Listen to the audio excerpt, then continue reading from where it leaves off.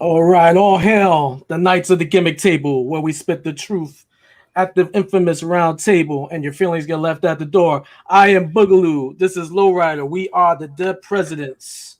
And What's before we going get on? started, we would like to thank the Cicada Band for the awesome intro. And they do all the intros for all the music for all the MWA podcasts. And go ahead, John. We would also like to thank Pierce Austin, who's got his show Shooting the Shit Uncensored. You can catch that on the MWA podcast also. You can also catch Killing the Business with the Kingpin Angel and Guapo. And you can also catch Get Funk with Alan Funk, all on the MWA podcast. Yep, the forefathers of the NWA podcasting business here. All right, what we're going to do today, we're going to bring somebody on. I know I've been announcing it all week like crazy because I'm very happy that I got this gentleman. He's a big part of us, the Dead Presidents. He gave us a nice run in NYWC. He was mastermind, great trainer, great mind for the business, and he's responsible for one of the people responsible for the big cruiserweight boom in the mid 90s. So let's bring him on. Mikey Whipwreck. Here you go. Mikey, what's up, buddy? Mikey. What's up, gentlemen? And by gentlemen, I use that term loosely. Mikey, you know how to take a sidewalk slam? You take a sidewalk slam? You're What's going to up, jump brother? real high? Yes, sir. Good. We're gonna get to that story later. We just told it. No, That was the story. no, the rest of the world got to hear it. They don't know who it is. Well, that's Hey, so what's going on, man? if you How don't you know been? by this, then there's just no helping you. Yeah, you're probably right. Hey, but we got a lot of viewers in Australia, so they don't know about this. What do you got, 3? Yeah, pretty much. No, I'm the draw, baby. I'm the draw. five. 5. All right, cool. What's going on, man? What's Now, you say up? Knights of the Gimmick Table. I hate the Gimmick Table. Really? That is like my least favorite place of anything in wrestling. Well, that's why we always destroyed. Yeah, that's why the ECW boys just destroy the gimmick tables, man. Sure. Oh, I hate it. Absolutely hate it. I hate sitting there. I feel like I did a signing in Baltimore, and I felt like Virgil. Oh no! Awful. It's an Hey, awful. Really? Hey, you want to hear a we funny sit story there about and, try and Chuck? pull them in? Sean can tell you a story about Virgil. Go ahead, Fuck Sean. Virgil. How about that? Well done. Yeah, no, that we're supposed to fucking go over on that guy. Me and Guapo, we're supposed to wrestle him and Umanga, and they want to Alpha, and they were gonna put us over. And you know, Umanga was just fresh off from his WWE run, Right. so they were like, "Oh, Virgil, you gonna take the pin?" Dude was like, "Oh yeah." He sold his fucking gimmicks, packed his bag, and fucking bounced. I never understood that, especially on the indies. Like, who gives a fuck? Yeah. You're gonna make your money at the Gimmick Table. If people know you, they'll be happy to see you, and then move on. And nobody wanted to see him though. Fuck him anyway. Check, please. I'm sitting here eating my manly applesauce from I see that. Yeah, I see that. a fucking pouch. I go like this. People think I'm fucking vaping. Vaping. No, it's just cinnamon applesauce. There you go. Yeah, my daughter loves that shit. Hey, he got I could eat like fucking 10 of them. In fact, they're sitting all right here. You just got to grab them one by one there. Ready to party. Fat. There's a reason for this. So what's new, man? Well, tell me what's going on with you. Nothing. You I'm about well, thanks for calling. I know you for a long time. You were the trainer at NYWC. Yeah. You're not doing that anymore, right? I'm not doing anything. Like, I have a signing in around the Cleveland area on Saturday, and then in the morning, I think from 11 to 1, and then one in Erie, Pennsylvania. These are both with Shane Douglas from, I think, 4 to 6. And I'm fucking done. Like, these personal appearances and shit, fuck this. I'm done. Really? I don't want to sell merch. I don't want to fucking do everything. I just want to fucking sit home and play video games. It's really what I want to do now. Hey, are you still collecting WCW checks? No, they stopped. But every now and then, one of those fucking baseball cards pops up. Okay. That's almost sent me, which never went to the pack. So they're going for like $300. But I just don't like.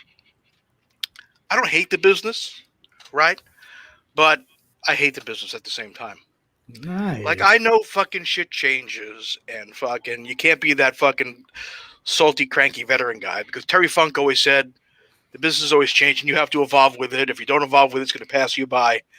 And I won't say that it passed me by. I just don't enjoy it.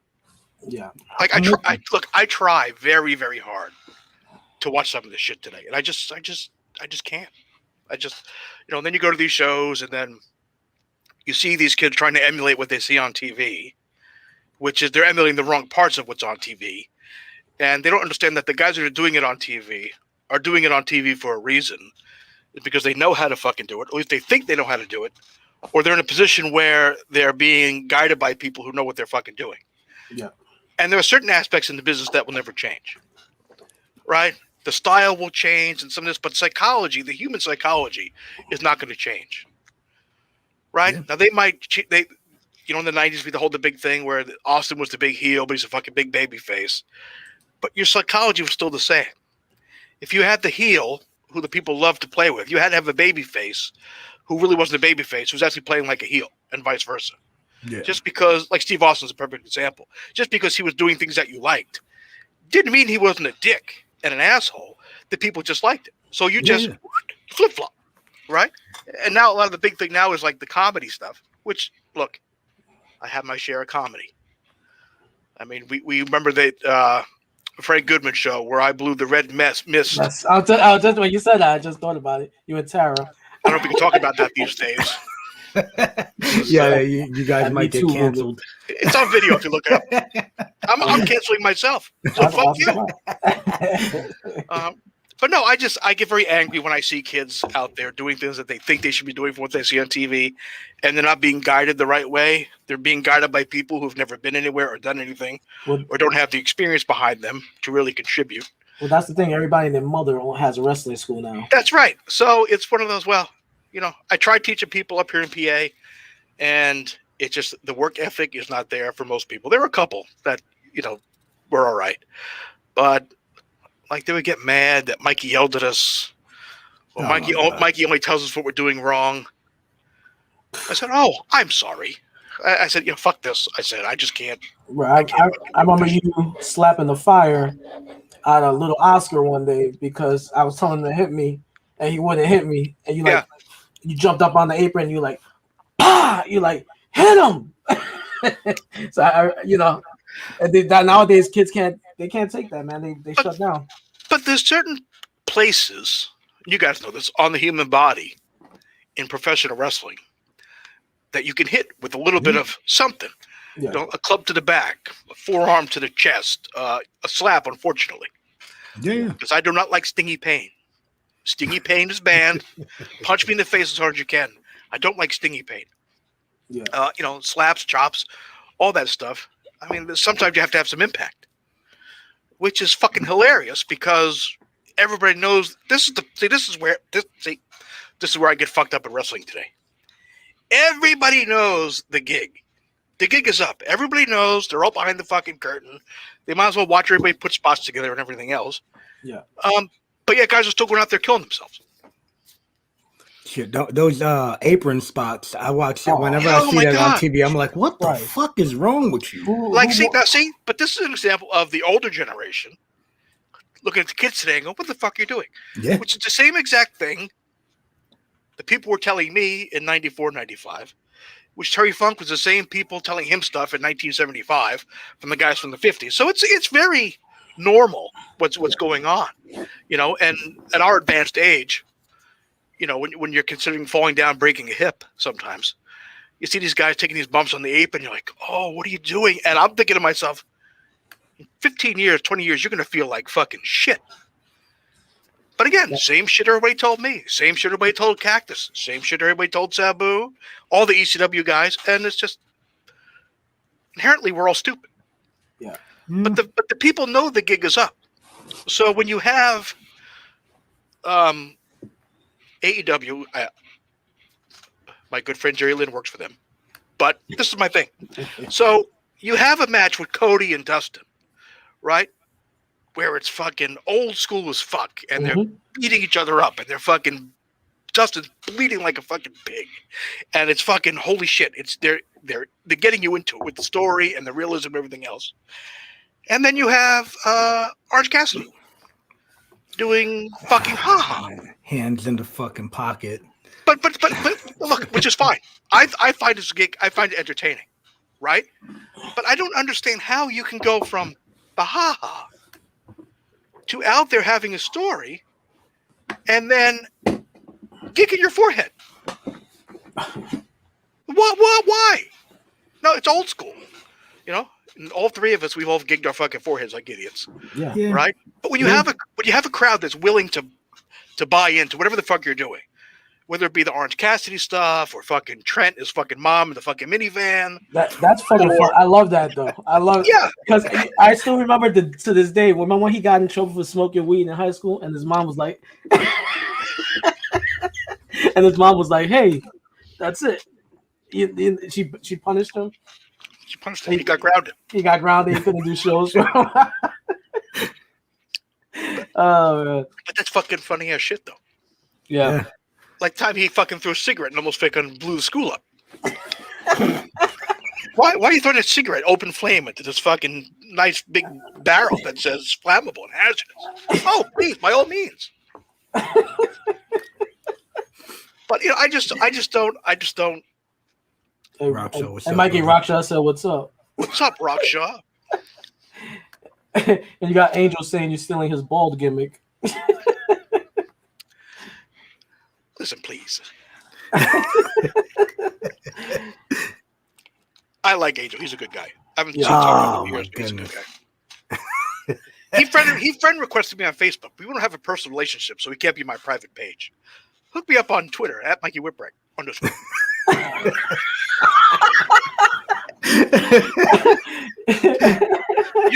You guys know. Yeah. You know me. Yeah. Fucks given. 0. Oh yeah. Yeah. People say this is John Cena. Oh no, I had the fucking market in this. 0 fucks. So when people see me, they go, "Mikey, how you doing?" I go like this. They think I'm saying okay. I'm saying fucks given 0. I don't fucking care. True shit. Oh my god, man. And I'm not even drinking tonight. I'm drinking water and applesauce. Yeah. I see Chung's drinking the wine. Those Tuesdays days is over. Oh really? Yeah, I'm drinking a stout. A stout. Yeah. From local brewery, Helen Blazes. What are you? He's a connoisseur of the fine beers. I love craft beer, man. Fuck that watery shit that you get from the local places. So you're saying you're not a fan of Natty Ice? No. Oh, sorry to hear this. Fucking piss. You're not invited. Nothing but the worst over here. Well, you know. And by the worst, we're talking about the guest. Yeah. Oh shit! Is that a people? No, man. This is the 4th show. We're just getting started. You were high on our list. You were on the top of our list, brother. Matter of fact, let me tell you something. I tell everybody no. Can you come on my podcast there? And the thing was, when I reached out to you, it wasn't really about getting you on the show. I was just saying what's up to you, and then you go, and you're like, pull a gimmick. You were like, hey, I'll do your show. I was like, oh shit, great, because the guy that runs the MWA, he's been trying to get you for forever. Like I said, see, I just ignore people or tell them no. But in your defense, I'm the one that did say I'll come on your podcast. Right. You were dropping hints like a motherfucker. No, for real, bro. Because we got through with Papadon. No, it was the week before, and we were talking about like how, appreciate the people. And I started. I'm like, you know what? Besides Angel, like taking me on his wing, I spent a lot of time with you, and I'm like, right. And the stuff I learned from you was like great, and you were always real with us. So that's why I reached out to you after that podcast. Right. And then everything else was a plus after that. Bonus. A bonus. Yeah. Look, if you're a good guy to me or a good girl, whatever the fuck it is, I'll be good to you. And it's really that simple. If you're a fuck, then go fuck off. If you're a fucking idiot, you don't want to listen to me, then fuck off. If you ask me to watch your match and you're just saying that, then I start telling you what's not good about your match, and you don't like that, well, whatever. Then they're like, Mike is a dick. I'm a He dick. told me my match sucked. Yeah, that's right. Tell my mom. Yeah. Telling my mommy that you said my match wasn't good. Well, she wasn't good either. Crazy, man. Look, I'm on 10 minutes already getting myself in trouble. Oh no. So where are we broadcasting to? Where can people see this? It's basically on YouTube and Twitch right now. Oh, no, nice. Yeah, so we're trying to get paid by Twitch. Rockshaw has a massive picture of Chung over his bed. That is true. Who doesn't? But that is 100% true. Are you naked? No. Oh. No. It's but that is a shoot. Well, it used to be over his bed. Apparently, I got moved to the dining room now. It's fucked up, Rockshaw. That's an upgrade, Fucked though. up. If you're in the fucking dining room, then they're gonna look at you. Then everybody can see you. No. It was the best when his girl's on top of him. She looks up. She sees me. Have you seen Rockshaw? Yeah, man. She just said his girlfriend. Well, yeah. He has lots of girls, man. That guy's been dead for 55,000 years. How many women you think he's had? 55,000 years. They're all thinking of Chung.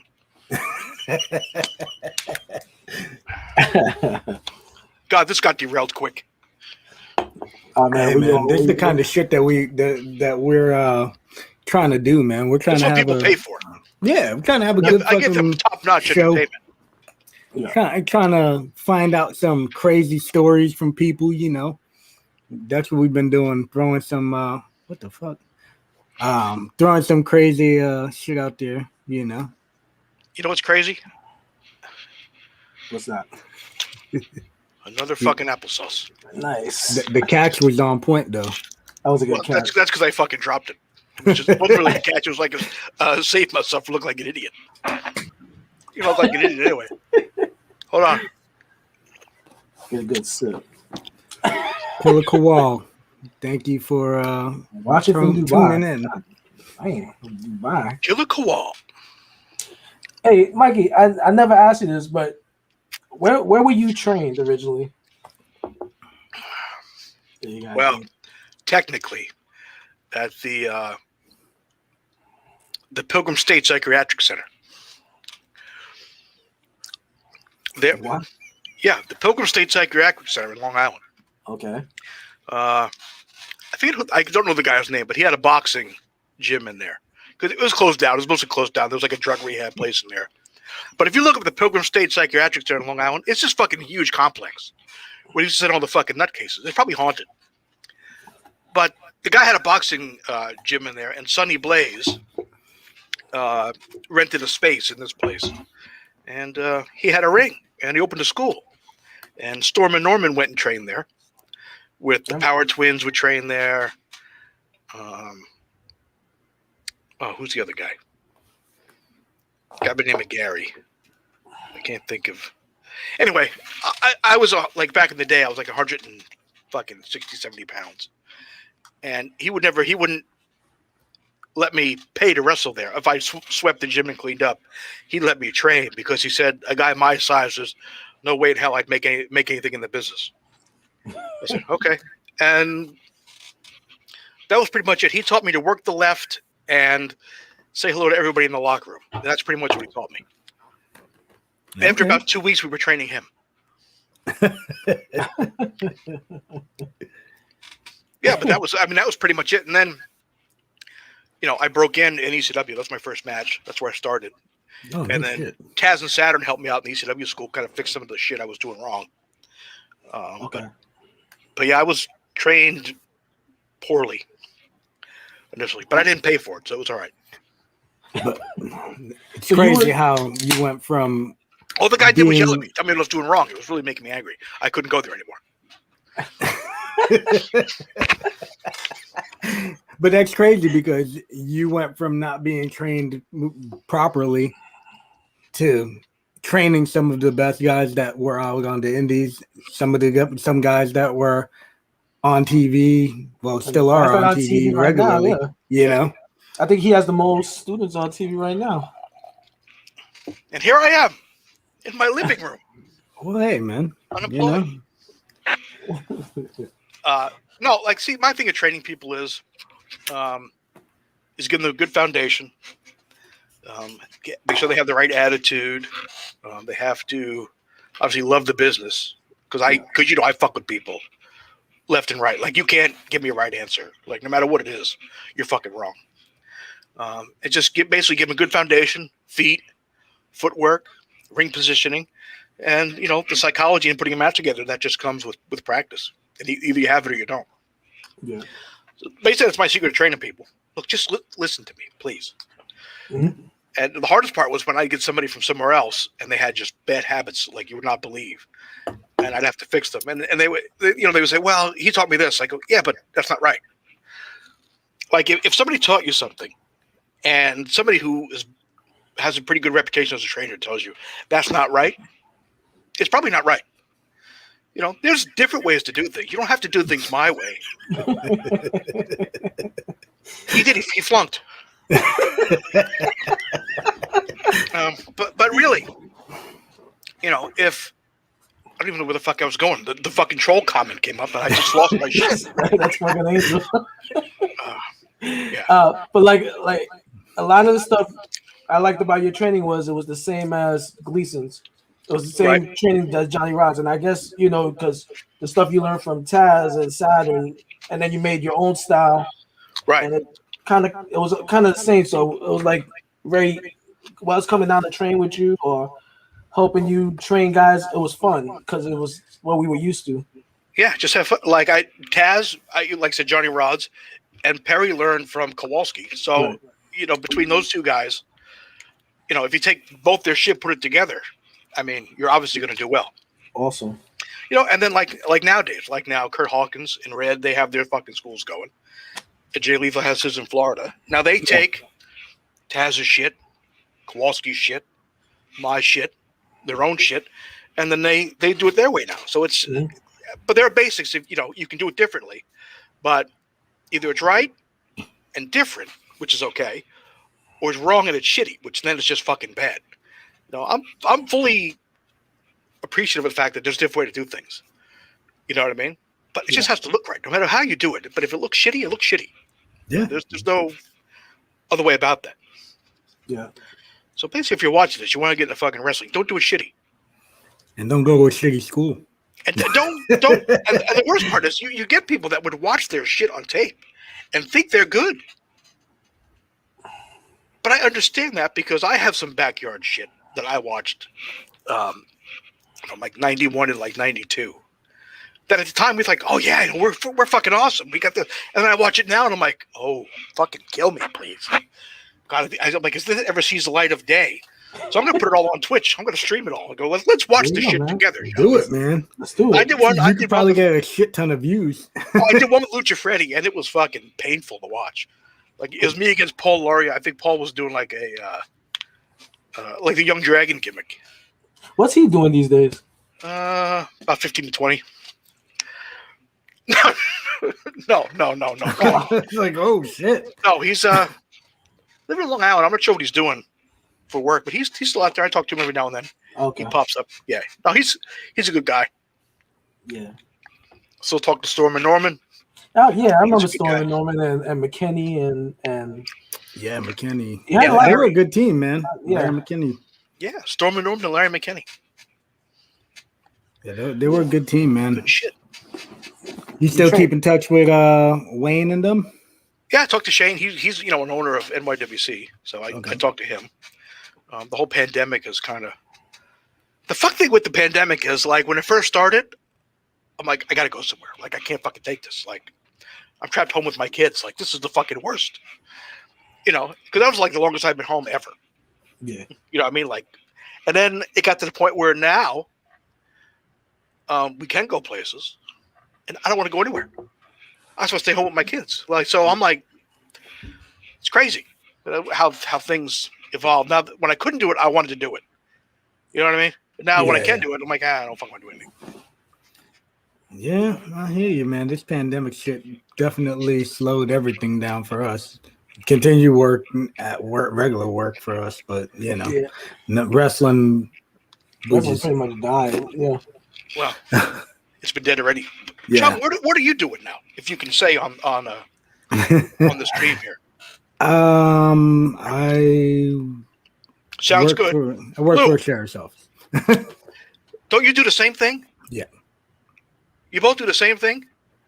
He follows me everywhere I go. Yeah. Come on, man.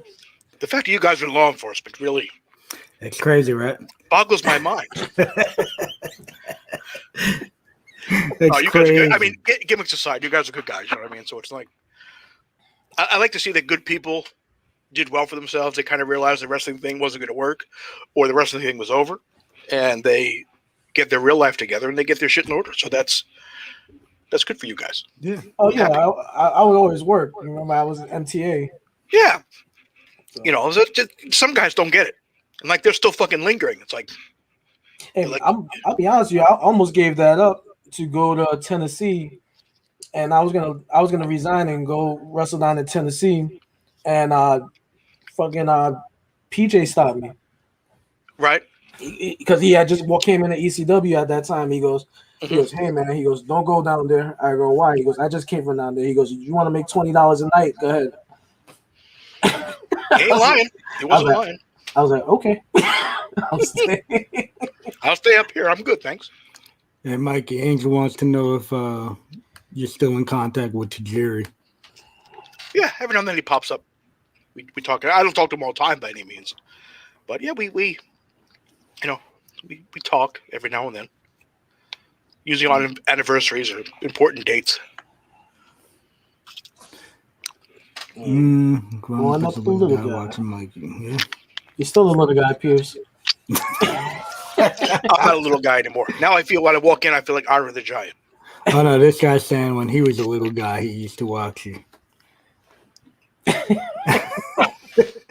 Well, I used to be a little guy too, but now, like I said, I walk in these locker rooms now. I feel like Andre the Giant. Yeah. Well, I'm like, holy shit, I feel fucking large. Well, I am a little bit large, a little bit chunky, but just height-wise. I mean, it's crazy. When I broke in, when I first saw Shane Douglas, he was fucking huge. And I'm thinking, and Shane's like, what, 6'1", maybe? 6 foot, 6'1"? Yeah. And in WWE, he was like a little guy. Like, he was like the backup for one of the Rockers. And I'm like, holy shit. And I saw him, he was doing WCW with Shane Douglas, with Steamboat. We had that good run with Pillman and Austin. Yeah, that was a good run. But I remember the first time I saw Shane, I'm like, from the side, I thought it was Lex Luger. I'm like, holy fuck. Like, this was a little guy. Yeah. I'm looking up. Here I am. 5'9", 180 pounds, going, oh my God. And then when we went to when I met the WWE guys, fucking forget it. Was that the Monday Night Raw deal you guys had? Yeah, well, that's the first time I saw Undertaker up close. Up close. And I'm like, holy Jesus. And they're all like just fucking monsters up there. I was like, fucking hey. Shit, me and Louis worked the Headbangers, and I remember when I was a teenager and shit. I remember the Headbangers were like, to me, they looked small compared to everybody at that time, on the roster. And me and Louis worked them, and I'm like, holy fuck! When we got in the locker room, I'm like, God damn, these motherfuckers are huge. Yeah. I was like, what the fuck?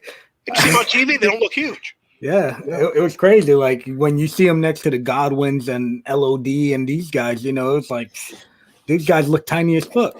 Yep. So like one of my first indie shows, Sid Vicious was on it. Right. And at the time, I guess he had that kid he was taking around Mordecai. That was one of his guys. Oh, okay. So they're both huge, and I'm in the locker room, and he stops me.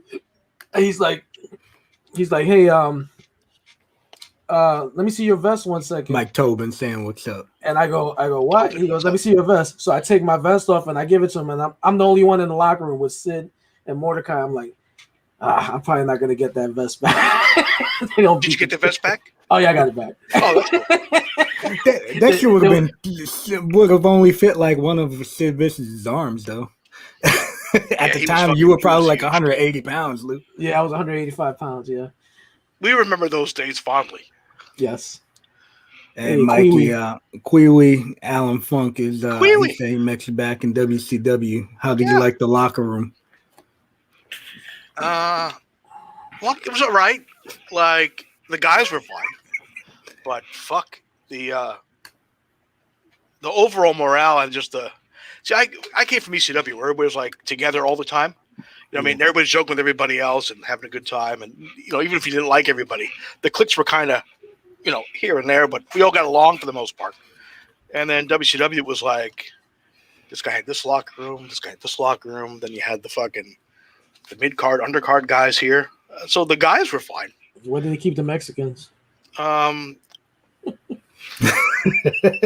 Somewhere else. 2021. Shit Grimes. It's a DeVito, what do I say? But no, the WCW locker room was okay. The guys themselves were fine. It's just the creative and the atmosphere sucked. And then Macho Man told you were super galactic. Intergalactic. I will never fucking forget that. Never fucking forget that. It was at that fucking Spring Stampede show in the Tacoma Dome. And I worked Scotty Riggs for whatever God reason. Who knows? And just remember, I'm walking down the hallway. What was it? American Male Scotty Riggs? No, it was the guy with the mirror, Scotty Riggs. Well, it was all fucked up because I started the month before against Kidman as a heel doing a cruiserweight shit. Then the next month, for whatever fucking reason, I'm on the next pay-per-view as a babyface against Scotty Riggs doing a new heel gimmick with looking at the mirror how good looking he is. I don't even fucking remember that one. But. Thank you. So, but I had the match with Scotty, and the match was fine. It was all right for what it was. I mean, we didn't really have a chance to really do anything. There was no story. It was just pay-per-view here. Let's just have this fucking match. And I'm walking down the fucking hallway, and I see Mach coming from other direction. And I'm looking, it's just me, and nobody else in the hallway, and him. I'm going, what the fuck, like, am I supposed to say? Like, I don't even think I said hello to him before that. And I'm like, oh, God. And then we're walking, and he looks at me, and he stops, and he goes, Mikey, brother. He goes, and I looked at my shirt, he goes, you have the sun, the moon, the stars. You are indeed intergalactic. And fist pumped me, and then started walking again. And I was standing there like, the greatest thing ever. Like, I'm like, that was fucking amazing. First of all, he knew my name, which I think probably because I was on the match before. He was watching the monitor. But I just fucking was like completely starstruck. And just like, because Mach was my guy growing up. Yeah, I mean, he's the guy that really, and I was just fucking like I felt like I was on cloud 9. Now, let me ask, you got to go. You've been in the locker rooms with WWE and WCW. Now, a lot of those guys you idolized growing up because they're the reasons we got into the business. Yeah. Were you let down when you met some of your heroes? No, because there are only a few I gave a fuck about. You know what I mean? Like the other ones, like I'm like Hulk Hogan. Like, okay, I meet Hulk Hogan. It's fucking Hulk Hogan, which is fucking amazing. But it was Hulk Hogan. Like you heard the stories about him, everything else, and I'm just like, he wasn't my guy. You know what I mean? Yeah. Randy Savage was my guy. Kurt Hennig was my guy. Tommy Dreamer doesn't understand this today, but Warrior was my guy.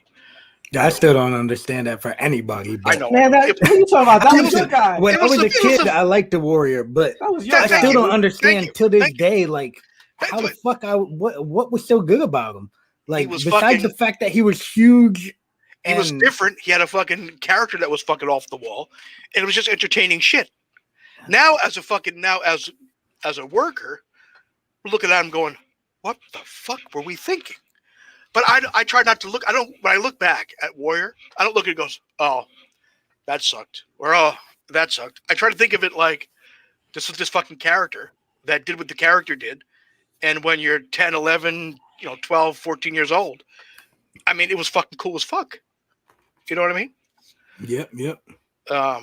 But it's just meeting Mach and him being cool, because that was the first time I actually talked to him. And I talked to him in a bar one time for 20 minutes to a half hour, and he was cool as fuck.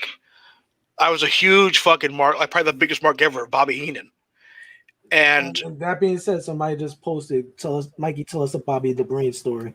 There you go. Yeah, what are the odds, huh? Yeah. I'm trying to think of a good one. Well, we're sitting at well, first when I first met him, uncensored was the first time I was there. And Bobby says to me, he goes, "Hey Mikey, is this your name? This is your name?" I said, "Yes." He goes, "Whipwreck?" I go, "Yes." He goes, "Who the never mind." He goes, "Do you mind if I fuck with your name a little bit?" And I'm like, "Bobby, you can do seriously whatever the fuck you want. I don't care what you do."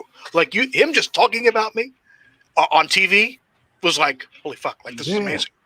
And then going back and listening to commentary, he's calling me sheep dick and fucking, and just kind of making fun of me. And that he was saying, I like this guy, right? I'm like, oh my god. And then a couple, I don't know, I only worked a couple matches, but one of the time it was, I don't know if it was Nitro or Thunder, but I'm walking around the ring. He stands up and shakes my hand on camera, and I'm like, now I fucking don't Bobby recall. the Brain. I don't recall him ever really standing up and shaking anybody's hand. Yeah. You know what I mean? Like I was just like, oh my god, like that was just fucking amazing. And then I was mind fucked. The rest of that's all I could think of. Is I show Bobby Heenan's hands on TV. Like as marky as that sounds, it's true. That's awesome. like it was. Hey. Kurt Hennig was another one of my favorites. When I met him, I was devastated when I met him because he completely fucking blew me off.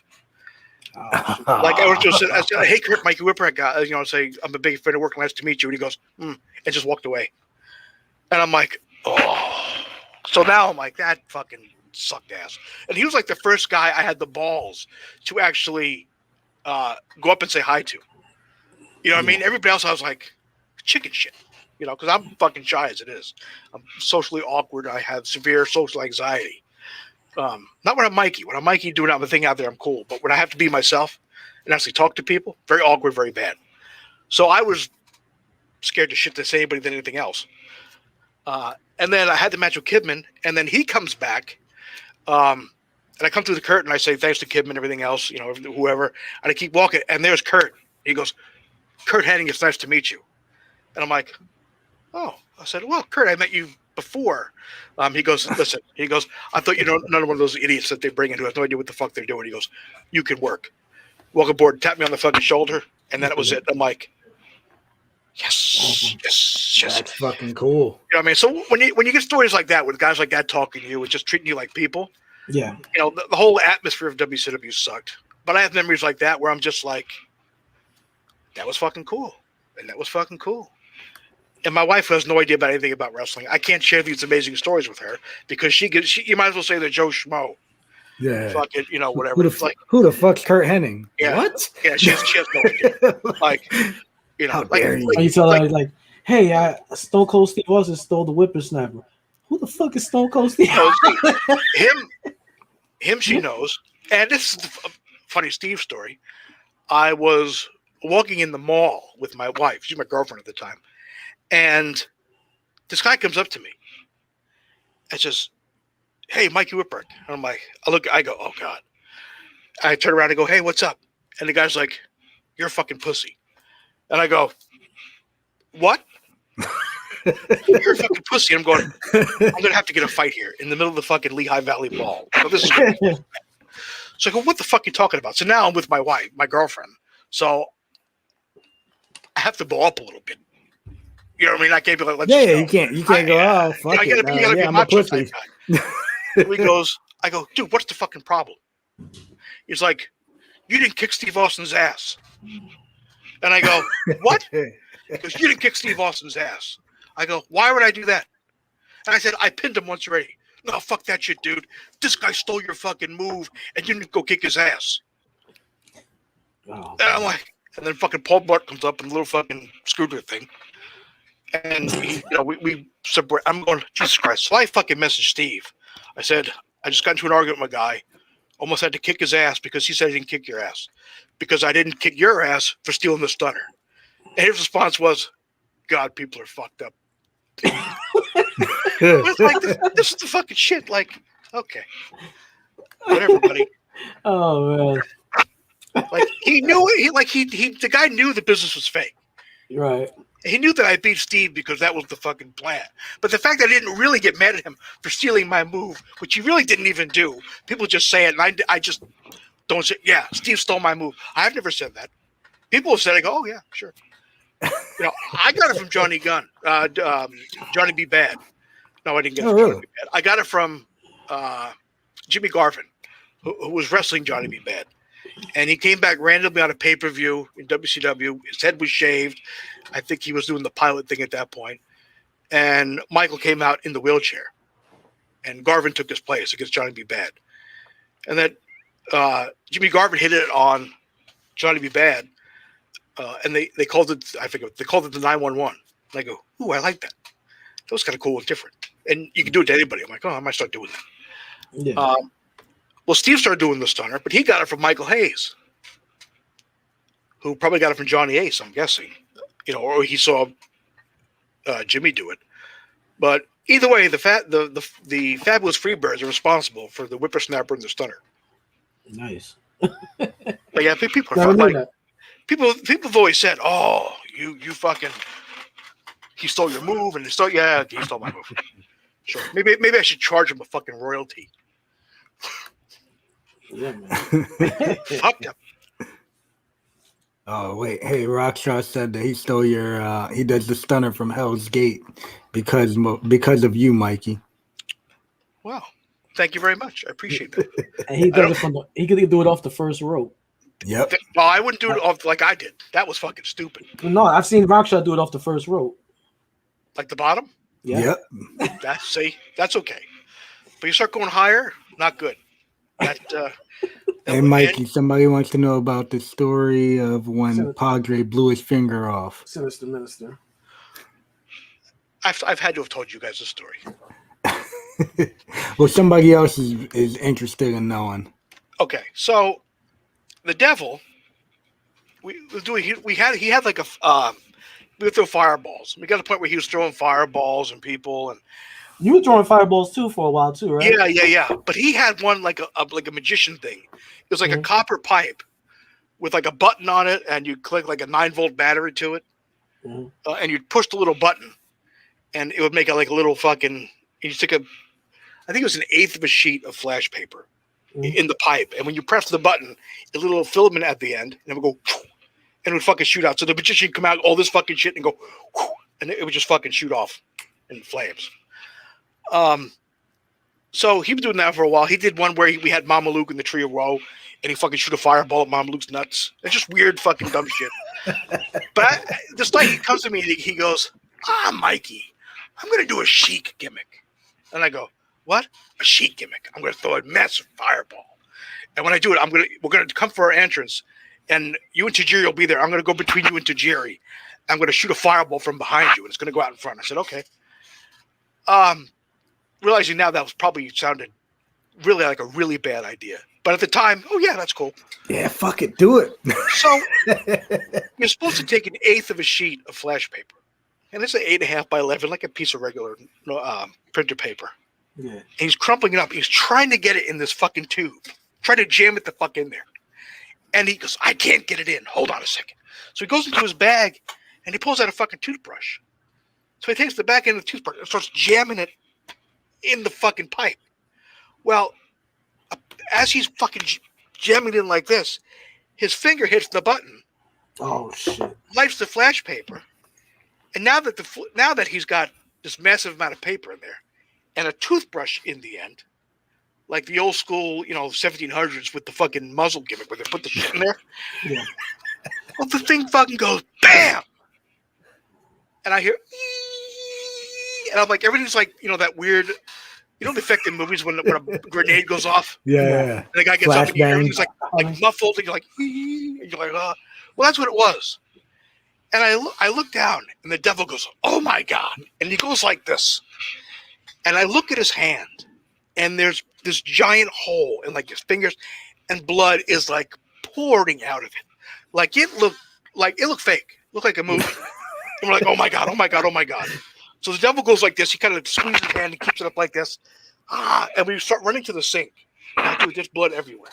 Sandman comes in and goes, yo, that's a great fucking gimmick. He keeps walking. He thought it was a fucking prank, that we were doing something fucking stupid. Because earlier in the night, we did the promo where we did me. I was like a kebab. I was like a pig on a buffet table with an apple in my mouth, hog-tied and on fire, with Tajiri the devil laughing. So they thought it was just some fucking gimmick. So the devil's got his hand under the water, and it looked like Jaws when Jaws the shark bites somebody, and the water just turns all blood, and it's like, oh, nasty. And we both stopped at the same time. And he goes, Mikey, you seem to have a bit of my finger hanging from the bridge of your nose. And I turn, look in the mirror, and I look like, Pulp Fiction when they shot Marvin in the face in the back of the car. My face was like blood splattered on my face. There were like bits of skin and finger hanging from I'm like, oh. So I'm trying to wash my face, and his hands is bleeding hard, and it was just it was a massive disaster. And then afterwards, Mikey, bring me a beer when he's in the hospital. Bring me a beer in a Burger King cup so they don't think I'm drinking. But he was in the hospital for a couple of days. This happened in LA? No, this was That was a pay-per-view, right? Yeah. I don't know if it was Chicago. Yeah, somebody said Mr. Mitchell told this story and said that you told it better. It was fucking. I will never forget it. I will never forget just the sound, the blood pouring out of his hand, the fucking going on, and Hack coming in and thinking it's a fucking gimmick. Was this the same pay-per-view when Angel got caught on fire? I don't think so, because he left. So there was no more Mikey Devil stuff. I don't know if he was set on fire, but one of the matches he was doing. But it was crazy. And then I remember Tajiri says to me afterwards, he goes, that may be bad. I go, maybe bad? He goes, no, maybe he between face. I go, holy fuck. Like he was supposed to stick it between our heads. That would fuck y'all up. Like, could you imagine his ears blown off, my ears blown off, and the devil's hands blown off? We all would have been fucked. But it was definitely a fucked up thing. Paul would have been like, "This is great for TV." Oh, and he used to wear a black shirt, right, with that red collar thing. Yeah.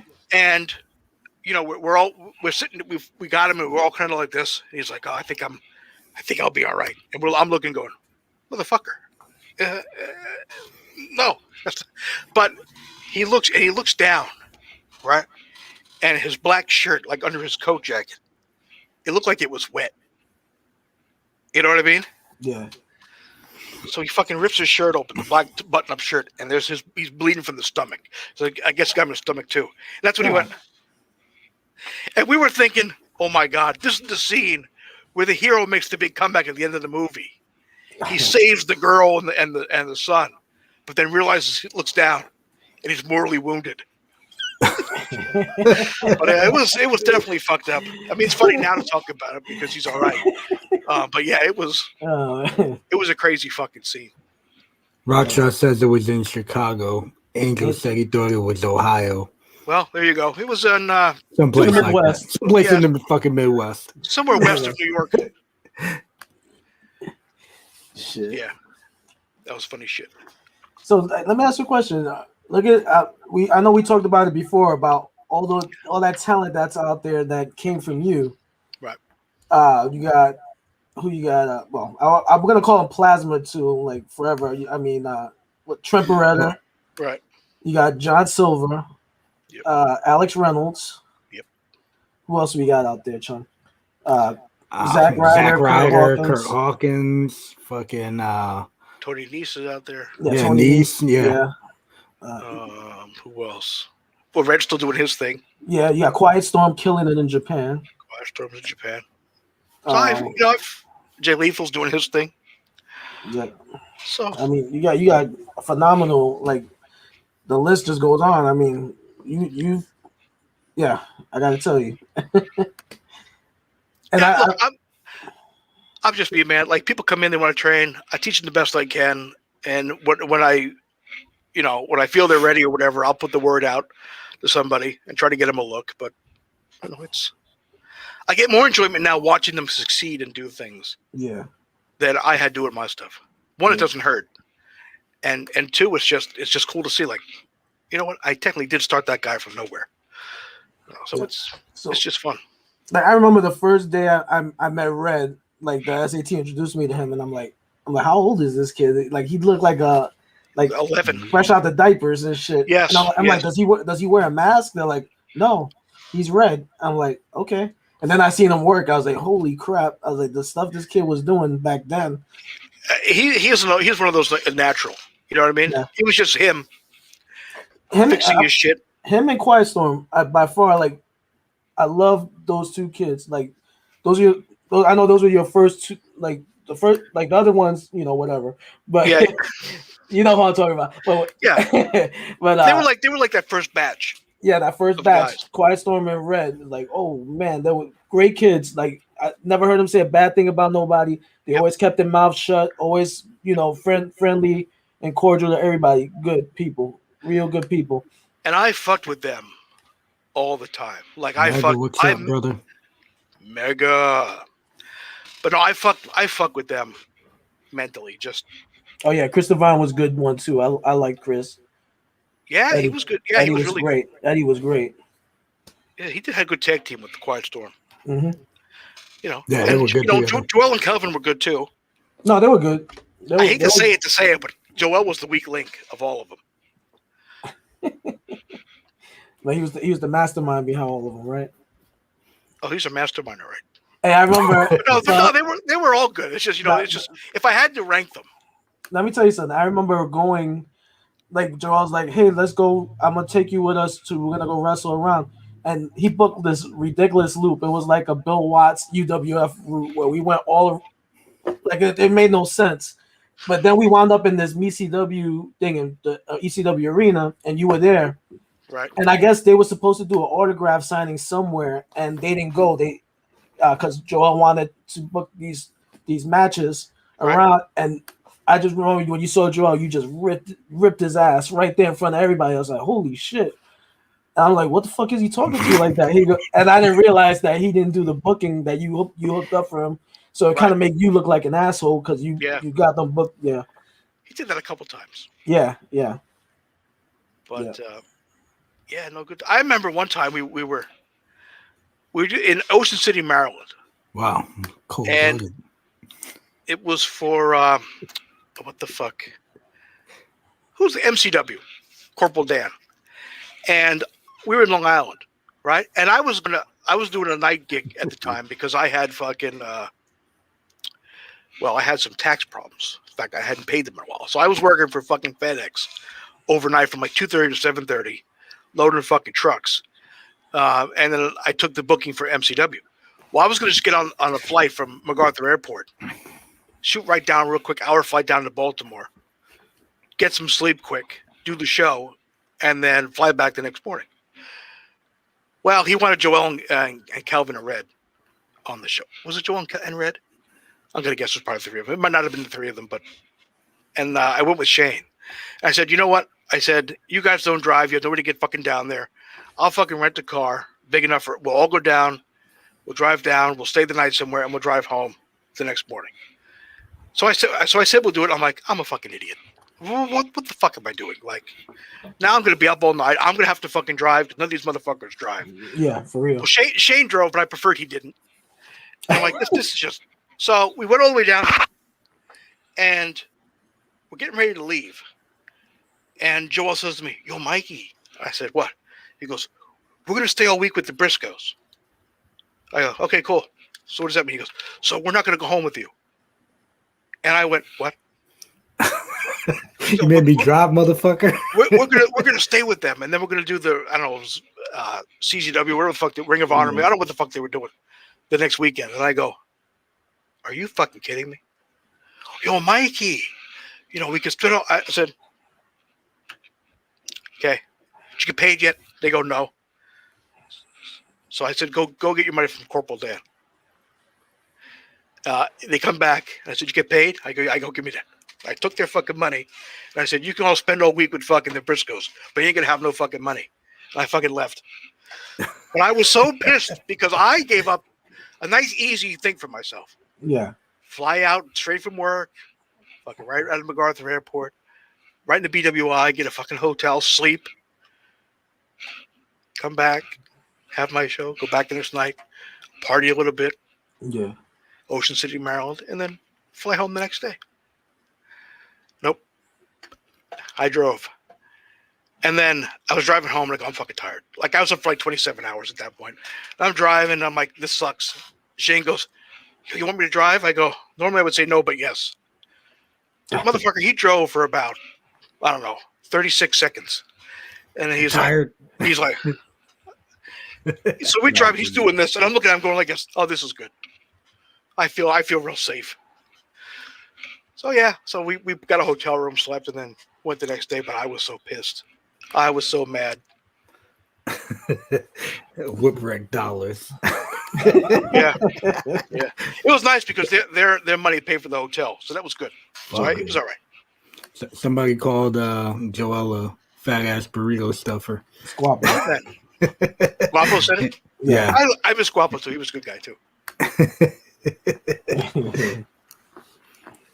But yeah, man, some good stuff, man. I was gonna ask you. So, the Triple Crown champion, were you the first ECW Triple Crown champ, or was there somebody else? Because every time I know you're the youngest heavyweight champ. Clicked on it, I saw the first thing that popped up was that you were the Triple Crown champ.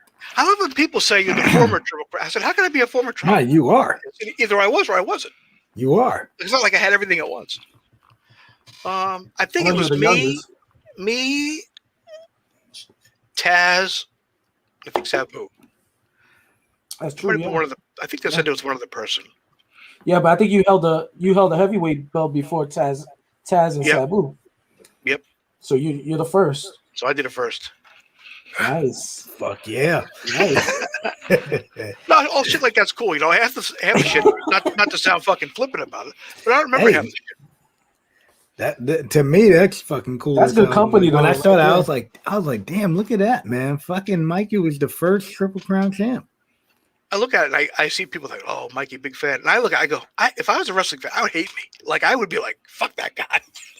No, man. You know what I mean? I remember staying up till 1 a.m. to watch ECW when I'm supposed to be waking up at 7 a.m. to be at school. Well, 6 something in the morning to be at school. And I was like, man, this fucking dude here, man, he's getting his ass handed to him, but he's always coming back for the fucking fight. And to me, that was cool as shit. And then when I finally met you, I was like, fucking Mikey's the man, dude. I think it was only you and Pablo Marquez taking those beatings. Fuck yeah. Pablo took some beatings. Yeah, Bob. His mouth got him in trouble a lot. But no, it's like humbling, like, because like even people, I mean, you guys say it, which is like, okay, like, come on, guys, you have to say that. You know what I mean? Yeah. But it's like people say it all the time, and I'm like, this is like cool as fuck that, you know, people thank me for what I did. And like, nah, man, some of the younger kids, like you guys came in and you were respectful and treated me good, and I was just like, man, this is cool. You know, to me, man, we ain't have to say shit, bro. You know how I am. No, I know you guys. Like, if there was one guy who gave zero fucks, because I remember Blue, you look at him going, oh fuck. Like, shut up, Chung. Shut up. Yeah. I used to say that bullshit. I ain't give a fuck. Remember, I just gotta say, like, I love that you trusted us with your guys, even Nuke. Well, that was a fault on my part. No, you trusted us with like Ryder and Hawkins when they first broke. Yeah, I think their first matches were with us. Maybe. Because when they were the Rat we Pack, did that 5-on-2. They were in that Rat Pack, the 5-on-2, and then when they became a tag team, I remember trading the titles back and forth with them, and they were phenomenal. Then I knew they were going to be good. Yeah, and that was the thing too. Like I said, okay, these kids are good. They do. I said, but let's put them in there with guys who are going to they're aggressive. Mm-hmm. You know what I mean? I wouldn't say stiff, but you guys were tight. Yeah, some of your shit was stiff. Some of your shit was tough. But you know, if you go in there with them and they can hang. Yeah. And I say, hey, how were they? Go, oh man, they were good. I went, oh, cool. And then I asked them, I said, how were the Prez? They go, oh, fine. I go, yeah, we're good. Yeah. You know, because you guys said they were good, right? Mhm. And then I'm sure you guys were a little tight with them, and they Oh, didn't of come back and course. didn't complain. No, So I'm no, like, well, yeah. perfect. Here we are. You guys did the right thing, breaking the new kids in a little bit, and they didn't complain about it. And you guys gave them a thumbs up. So I was like, excellent. Yeah, you guys had like so many good. I love NYWC. To me, that was like one of the best places I ever worked. That was like my favorite time. Like ECW, yeah, obviously. But as far as, I mean, I've been fucking NYWC longer than I was with ECW. Yeah. But there was so many good guys then. And like everybody, like, it was like a giant family because they all trained together. So they saw each other during the week. Yeah. You know, and then we could do those shows once a month. And then guys like you would come in. And it wasn't like, you know, you guys are here in your little clique thing. You don't really know anybody. It was like the big room where we all just fucking got along. It was just fun. Yeah, everybody cracking jokes. Fucking Burma and fucking Yeah, man. Oh yeah, Burma. Mega, Spider, fucking Yeah, man. Dan Barry, Yeah. Curse. You know, it's just so many good guys. We just had fun. I miss Curse, man. Poom pooms.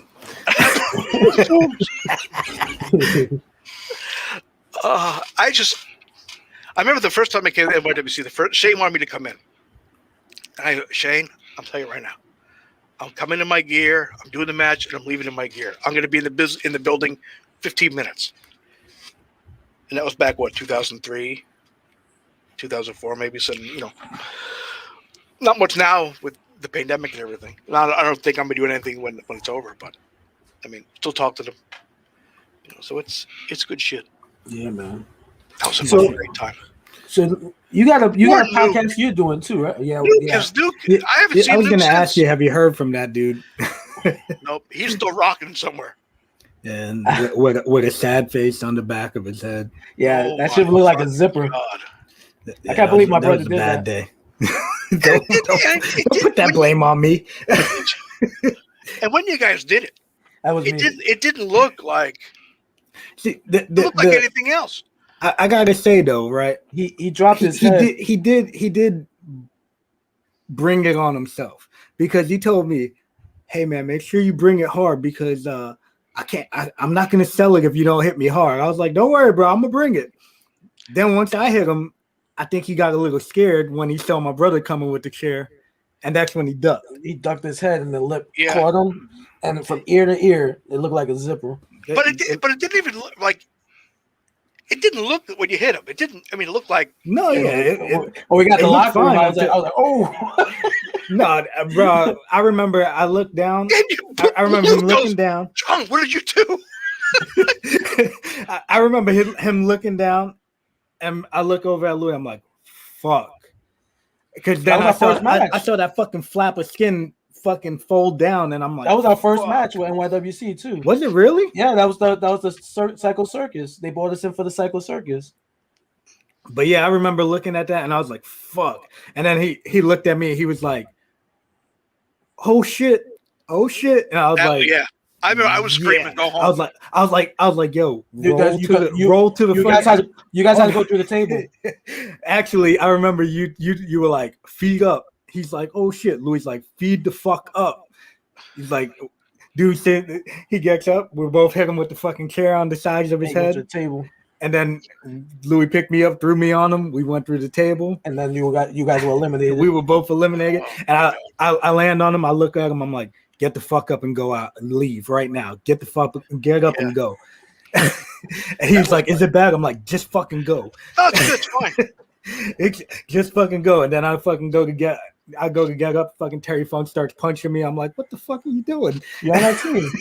Yeah, I was like, he started to hit me with the chicken punches. I was like, what the fuck? I was like, Funk, I'm on your team. He's like, oh, and just walks away. I remember he came in. We had Jerry in too. I don't know if you guys were there for this one. Well, maybe this was the same match. No, it couldn't have been. Well, maybe it was. I don't fucking remember anymore. I remember Terry coming in, and he called me during the week, and he said, I just had knee replacement surgery. And you put him on the speaker. Yeah. And but he comes in, and then he says, Mikey, I can't do anything. I said, I just had my knee replaced. I can't do anything. What do you want me to do?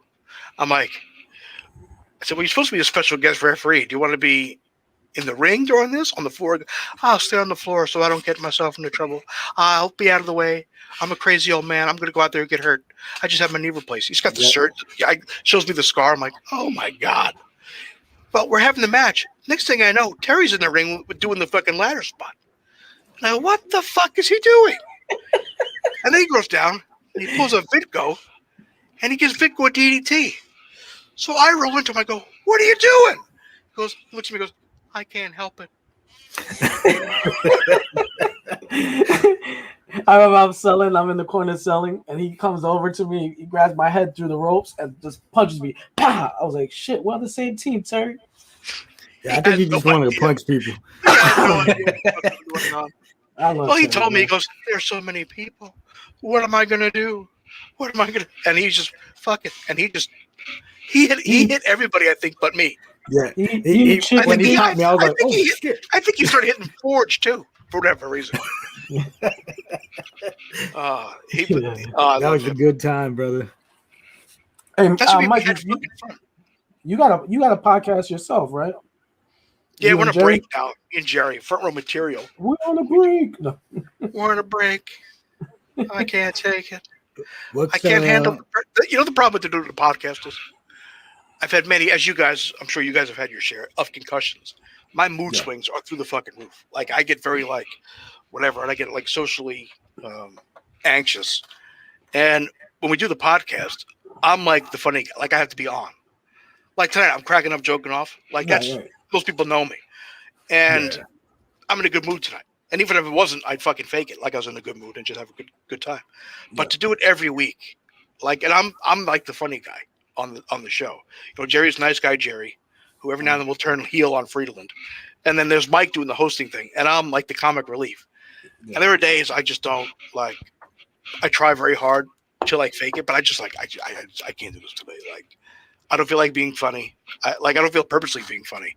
My wife says I'm funny just because it's just natural, but I don't feel like being entertaining. You know what I mean? Yeah. Usually Mike will feed me and I'll think of something whacked out, go in my head, and I'll stick something out and we'll start cracking up. But there are days I just don't want to talk to anybody. I'm just like, yep. And I try not to be like the downer. Yeah. But I just fuck it, and I'll just do shit like this. Oh shit. That was me last week. My bad, guys. The device not connected. Well, anyways, we just gotta start wrapping it up. Wait, there he goes. Get him back on. Hold on. There he goes. Yeah. So I'll do shit like that and just turn off my shit. Fuck, I'm done, and then just leave. It's like the Irish goodbye. I do it on podcasts. I just say and just disconnect. It's fucking gone. And then that's the end. That's so I don't get the awkward question. Well, Mikey, is there anything you like to plug? Nope. Is there any social media handles you like it? Nope. Fuck's given? 0. If you know where to find me, great. If you don't know where to find me, ask somebody. Shit. Well, Mikey, we're gonna start wrapping it up. I want to thank you again from the bottom of my heart. I saw you the other day. You meant a lot to me, and you still do. Previously, not anymore. You guys. Well, it had to come to an end sometime. But no, you guys, I said, you've always been good to me. We always have a good time. Man. Yeah. There are things we said back in the day that we can't say now. Yeah, I was thinking that. I was like, I hope he doesn't say that. I'm not going to say it. Hold on. Wait. Time out. You can't do it on Twitch. You have to give the story. Oh, yeah. Yes. Yeah. Before we go. Okay, so we kind of started. But so my first match in ECW, I knew nothing. I'm going to work with Mr. Hughes. Okay. So he comes up to me. Mikey, I said, I don't know. I don't know. I love this story. And he goes, we're going to work tonight. You can take a sidewalk slam? Yes, sir. You get to jump real high? Yes, sir. Good. That was all he fucking said to me. Now, did he have the sunglasses on the whole time? Yeah, everything. This fucking shit and fucking everything. He point like that. My father-in-law points like that. But